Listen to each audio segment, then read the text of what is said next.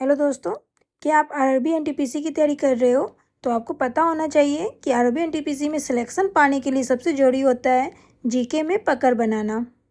अगर आपके जीके में अगर पकड़ है तो आपको सिलेक्शन से कोई नहीं रोक सकता है, क्योंकि आरआरबी एनटीपीसी में टीयर 1 में टोटल 40 जीके होते हैं, जिसमें आपको मिनिमम 25 से 30 जीके करना बहुत ही ज़रूरी होता है। अगर आप नहीं करते हो तो आपको सिलेक्शन नहीं हो पाएगा, क्योंकि इसमें जीके ही मेन पकड़ होता है जो आपको बनाना है। ओके, तो चलिए स्टार्ट करते हैं। पहले प्रश्न पे आते हैं। पहला प्रश्न है, असम राज्य से राज्यसभा की कितनी सीटें आती है? असम राज्य से राज्यसभा की कितनी सीटें आती हैं? तो 7 सीटें आती है। ऑप्शन सी करेक्ट हो जाएंगे।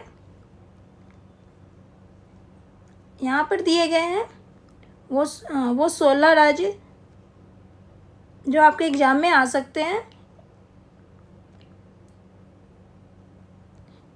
वो 16 राज्य यहाँ दिए गए हैं और उन राज्य के राज्य सीटें दिए गए हैं। जैसे आंध्र प्रदेश में राज्यसभा की सीटें 11 है, गुजरात में 11 है, मध्य प्रदेश में भी 11 है, मणिपुर में 1 है, नागालैंड में भी 1 है, मिजोरम में 1 है। ऐसे करते करते आपको 16 तक याद करना है कि किस राज्य में राज्यसभा की सीटें कितनी हैं। 16 तक दिए गए हैं जो आपको इसको नोट करना है। ओके, चलते हैं, आगे बढ़ते हैं।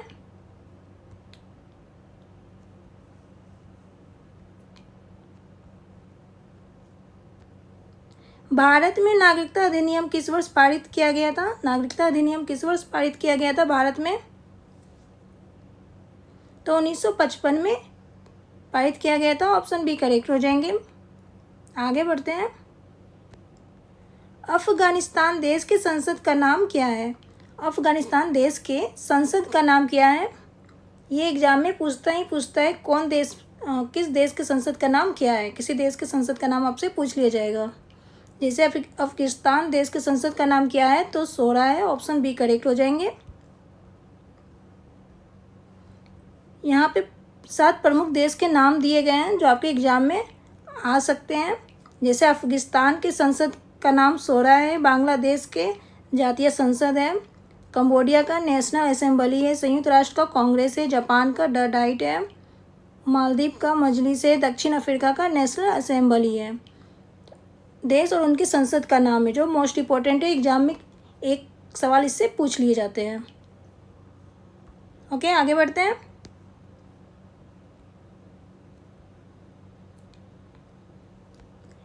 बांग्लादेश की सीमा किससे सटी हुई है? बांग्लादेश की सीमा किससे सटी हुई है? ऑप्शन है केवल भारत, या भारत और म्यांमार, या भारत और भूटान, या भारत और चीन। बांग्लादेश की सीमा किससे सटी हुई है? तो याद रखिए केवल भारत से सटी हुई है बांग्लादेश की सीमा। ऑप्शन ए करेक्ट हो जाएंगे। आगे बढ़ते हैं।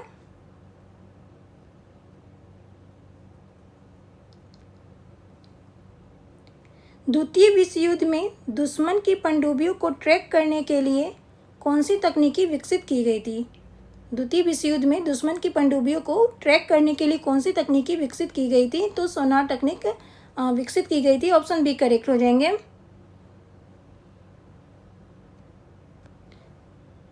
सोनार मतलब होता है साउंड नेविगेशन रेजिंग, ठीक है, इसे भी याद कर लीजिए, ये भी मोस्ट इम्पोर्टेंट है। आगे बढ़ते हैं।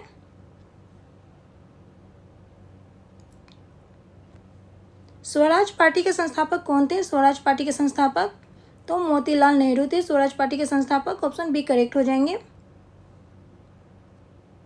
स्वराज पार्टी की स्थापना 1923 ईस्वी में हुई थी। मोतीलाल नेहरू ने जवाहरलाल नेहरू के साथ मिलकर किए थे, ठीक है। स्वराज पार्टी की स्थापना 1923 ईस्वी में मोतीलाल नेहरू के साथ मिलकर, जवाहरलाल नेहरू के साथ मिलकर मोतीलाल नेहरू ने स्वराज पार्टी की स्थापना 1923 ईस्वी में की थी, ठीक है। आगे बढ़ते हैं। इनमें से कौन सी नदी अरब सागर में नहीं गिरती है? इनमें से कौन सी नदी अरब सागर में नहीं गिरती है? तो महानदी अरब सागर में नहीं गिरती है। ऑप्शन डी करेक्ट हो जाएंगे।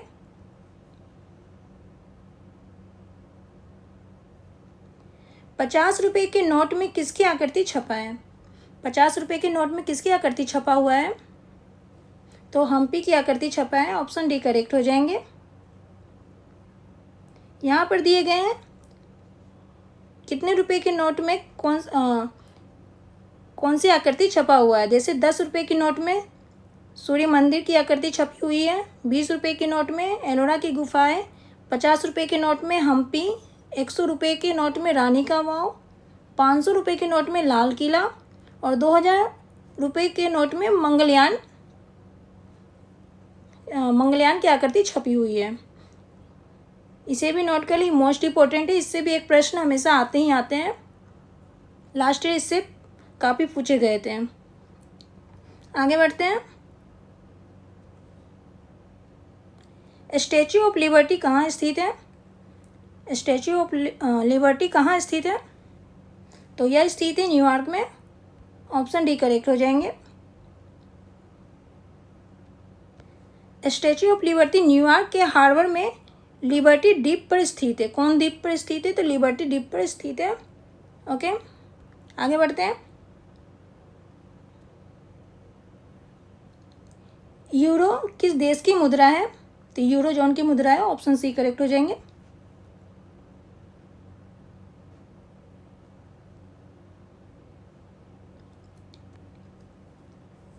अंतर्राष्ट्रीय ओजोन परत संरक्षण दिवस कब मनाया जाता है।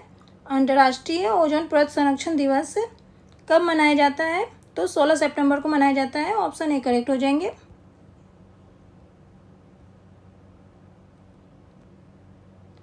अहमदाबाद की किस रानी ने सम्राट अकबर का विरोध किया था। अहमदाबाद की किस रानी ने सम्राट अकबर का विरोध किया था, तो चांद बीबी ने सम्राट अकबर का विरोध किया था। ऑप्शन सी करेक्ट हो जाएंगे। आगे बढ़ते हैं। विश्व में सबसे तेज गति वाला पशु कौन सा है। सबसे तेज गति वाला पशु कौन सा है विश्व में, तो चीता है।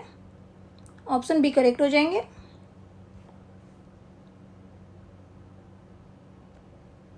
स्वतंत्रता के समय भारत में कितनी रियासतें थी। स्वतंत्रता के समय भारत में कितनी रियासतें थी, तो 565 रियासतें थी। ऑप्शन सी करेक्ट हो जाएंगे।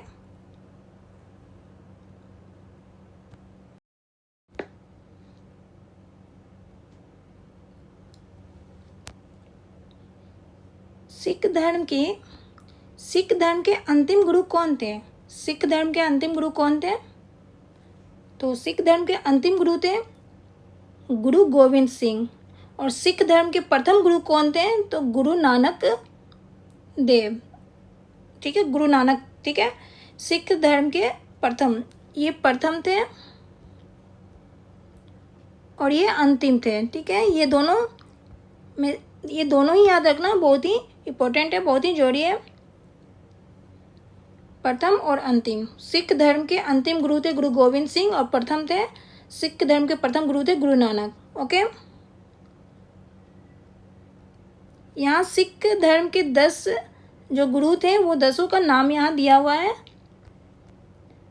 जैसे देख सकते हैं, पहला थे गुरु नानक, दूसरा गुरु अंगद, तीसरे गुरु अमरदास, चौथे गुरु रामदास, पांचवें गुरु अर्जन देव, छठे गुरु हरगोविंद सिंह, सातवें गुरु हर राय, आठवें गुरु हरकिशन, 9वें गुरु तेग बहादुर और 10वें गुरु गोविंद सिंह थे। ये प्रथम थे और ये अंतिम थे। ये दोनों याद रखना बहुत ही जरूरी है, बाकी ये सब भी इम्पोर्टेंट है। एग्जाम में ऐसे भी पूछ ली जा सकते हैं। सिख धर्म के चौथे गुरु कौन थे, तो गुरु रामदास थे। या फिर 7वें गुरु कौन थे, तो गुरु हर राय थे। इस तरह से भी प्रश्न आ सकते हैं, तो आपको इसके लिए तैयार रहना होगा। ओके, आप इसे नोट कर लें।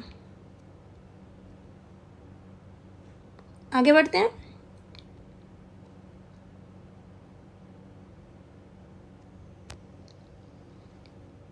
कृष्णा नदी की उत्पत्ति कहाँ से हुई है। कृष्णा नदी की उत्पत्ति कहाँ से हुई है, तो महाबलेश्वर से हुई है कृष्णा नदी की उत्पत्ति। ऑप्शन डी करेक्ट हो जाएंगे। यहाँ दिए गए हैं 4 महत्वपूर्ण नदियाँ जहाँ इसकी उत्पत्ति कहाँ से हुई है। जैसे यमुना नदी की उत्पत्ति हुई है यमुनोत्री से, कृष्णा नदी की उत्पत्ति हुई है महाबलेश्वर से, गोदावरी की हुई है नासिक से, महानदी की हुई है सिहावा से। ठीक है, ये 4 भी मोस्ट इम्पोर्टेंट है, इसे भी नोट कर ले। आगे बढ़ते हैं। बैसाखी उत्सव किस राज्य का प्रमुख त्यौहार है।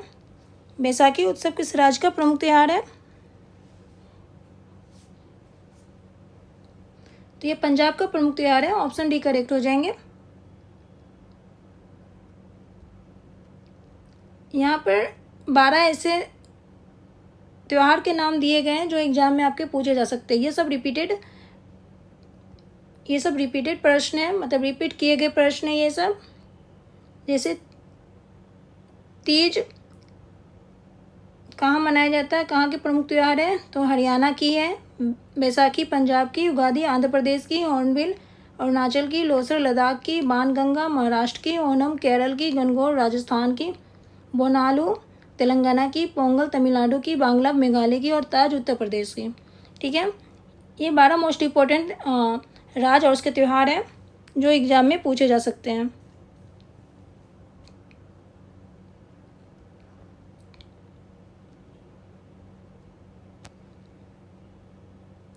भारत में कितने राज्यों से होकर कर्क रेखा गुजरती है? भारत में कितने राज्यों से होकर कर्क रेखा गुजरती है?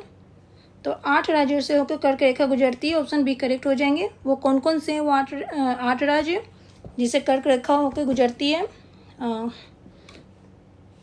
वो कौन से 8 राज्य हैं? पहला है गुजरात, दूसरा है राजस्थान, तीसरा है छत्तीसगढ़, चौथा है झारखंड, पांचवा है मध्य प्रदेश, छठा है बंगाल, सातवां है त्रिपुरा और आठवां है मिजोरम। ये 8 राज्य हैं जिसे कर्क रेखा इस 8 राज्यों से होके गुजरती है। ओके, आगे बढ़ते हैं। कोयना बांध किस राज्य में स्थित है? कोयना बांध किस राज्य में स्थित है? तो यह महाराष्ट्र राज्य में स्थित है। ऑप्शन सी करेक्ट हो जाएंगे।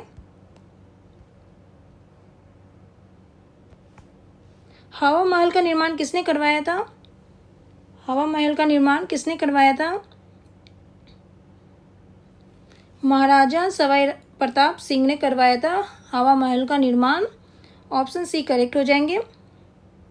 इस वीडियो में लगभग 100% हो गए होंगे नोट को अगर इंक्लूड किया जाए तो। ठीक है,